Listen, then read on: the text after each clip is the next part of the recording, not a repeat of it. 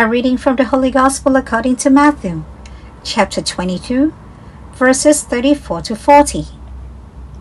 The passage is taken from the Message version of the Bible. When the Pharisees heard how he had passed the Sadducees, they gathered their forces for an assault. One of the religious scholars spoke for them, posting a question they hoped would show him up.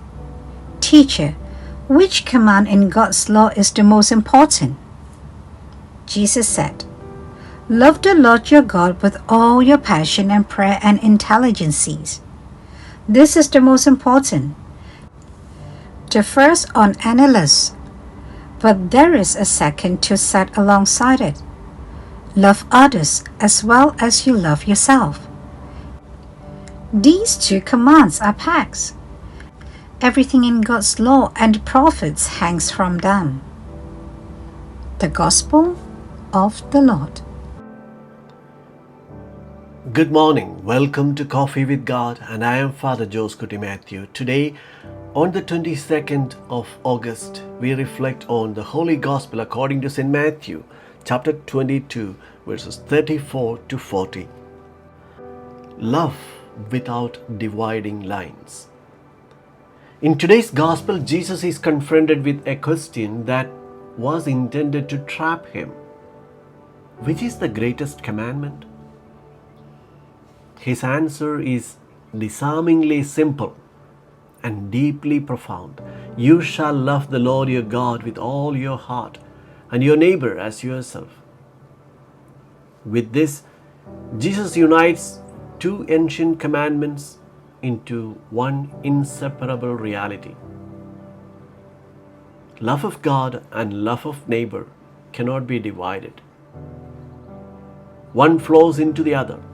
Jesus shows us that true religion is not a checklist of obligations, but a relationship of love with God first, and from that love, a life poured out for others.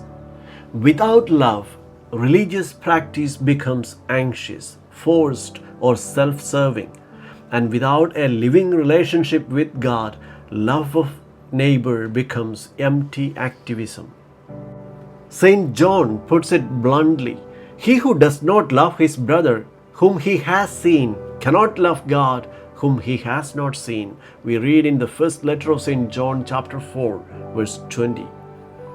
If our faith does not move us to compassion, if it does not open our hearts to the poor, the lonely, or the hurting, we are missing the heart of the gospel.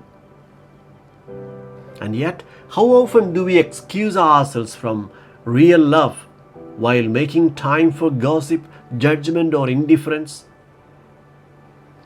We are quick to speak about others but slow to listen to them. Real love, what Jesus commands, is patient, present, and sacrificial. The key to living this great commandment is worship. When we adore God, we are centered in love. From that place, we learn to grow in love God and His people. Today, let us ask ourselves, does my love for God lead me to love others more generously?